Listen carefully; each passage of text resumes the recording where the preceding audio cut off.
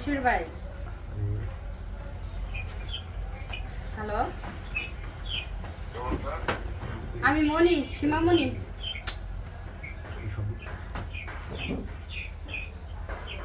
Hello, বলেন মশির ভাই। কেটে দিছি।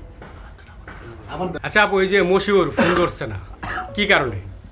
আচ্ছা, আমার ভিতরে তো কোনো মানে ভয় নাই, তাহলে তো আমি প্রতারণা করি না। যদি করতাম তাহলে তো আমি এইভাবে মিডিয়ার সামনে আসতে পারতাম না প্রকাশ্যে।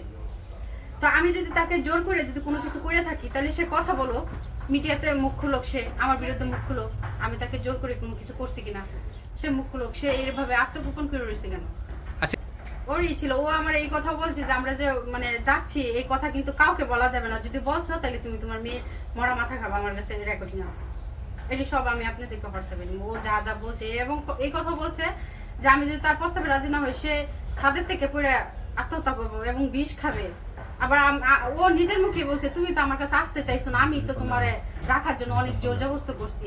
এই রেকর্ডিংও আছে আমার কাছে, আমি এটি সবটি দেবো আপনাদের। যারা যারা মানে আমার নিয়ে টোর করতেছেন যে আমি এগুলা সাজানো নাটক, আসলে ওরা কিছু কিছু মানুষ কিন্তু ভিউ পাওয়ার জন্য কিন্তু এগুলা টোর করতেছে। মানে প্রিয়া খানের সাথে যে বিষয়টা হয়েছে, মানে একটা মিথ্যা জিনিস বা জানি না কতটুকু সত্য, ওই জিনিসটারই আপনারা মেনশন করতেছেন। আমিও হয়তো ওরকম ধরনের কোনো কিছু, কিন্তু না, এরকম ধরনের কোনো কিছু না। আমার কাছে যথেষ্ট পরিমাণ প্রমাণ নিয়ে আসি। আর আমার মিডিয়াতে আসার একটাই উদ্দেশ্য, আমি ওর প্রচুর ভালোবাসি, সে আমাকে বিয়ে করো, আমি দিন শেষে একটা সংসার করতে চাই। আমি সাংসারিক, আমি দিব কেন? আমাকে কেউ শিখায় দেয় নাই, কারণ ঘটনা যেটা করছে বাস্তব, আমি তো ওইটাই বলতেছি আপনাদের কাছে, আমি তো মিথ্যা কথা বলতেছি না। মানে এইগুলা সবই সত্য? জি, ওর সাথে আমার যা যা হয়েছে সবই সত্য। ও আমার বলছে ও যদি কখনো আমার হাত ছেড়ে দেয়, আমি যেন তার হাতটা না ছাড়ি।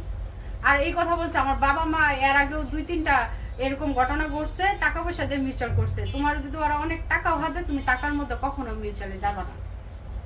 তা আমি টাকার মধ্যে কখনোই যাবো না। আমি চাই সে আমাকে বিয়ে করুক, সে আমাকে আল্লাহ সামাজিকভাবে 8-10টা মেয়ে যেভাবে বিয়ে করে ওইভাবে করুক। সে যদি আমার 1 টাকা কাবিন দিয়েও যদি বিয়ে করে, আমাকে বিয়ে করুক। আমি মূলত এই সংসার করতে চাইতেছি।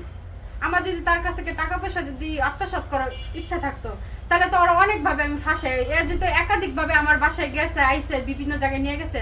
একটা মেয়ে চাইলে একটা ছেলের যে কোনো জায়গায় আটকায় একটা কিছু করতে পারে না? এরকম কিছু তো আমি করি নাই। জোর করি তারা যদি আমি কিছু করতাম, তাহলে তো ওরা আটকায় আমার এলাকায় চাকরি করতো, ওরা আটকায় তো ওখানে আমি বিয়ে করতে পারতাম। কিন্তু আমার ভিতরে তো ওটা ছিল না। আমার কথা, সে আমাকে ভালোবাসে ইচ্ছাকৃতভাবে। আমার কিস্তি এখনো পরিশোধ হয় নাই, আর 2টা কিস্তি পাবে। এটা আমি কিস্তি এখন ম্যানেজারের কাছেই হস্তান্তর করতেছি। আচ্ছা, এখন কি ওই মশিউরের মতন কি আরো নতুন অফিসার যায় আপনার কাছে? না না না না, আর কোনো অফিসার যায়ও না, বা আমিও কারো কাছে কিস্তি দিই না। যেহেতু আমি যার কাছ থেকে মসুরের কাছ থেকে লোন উঠেছি, তো মসুরের কিন্তু সিগনেচার থাকতো বইয়ের মধ্যে। তো এখন আমি অন্য একজনের তো বিশ্বাস করতে পারি না, সে আমার টাকা নিয়ে তো বইয়ে না উঠাইতে পারে। সেও তো প্রেমের কথা বলতে পারে। প্রেমের কথা না বলো, কিন্তু সে তো আমি যে একটা টাকাটা দিতেছি এটা তো সে বইয়ে না উঠাইতে পারে। এর জন্য আমি নিজে কিস্তিটা কোম্পানিতে নিয়ে যা, কারণ কিস্তিটা দিয়ে আসি, তারা অস্বীকার করতে পারবে না, কারণ অফিসে সিসি ক্যামেরা আছে, ওখানে কিন্তু বাসবে আমি কখন গেছি টাকা নিয়ে। আচ্ছা,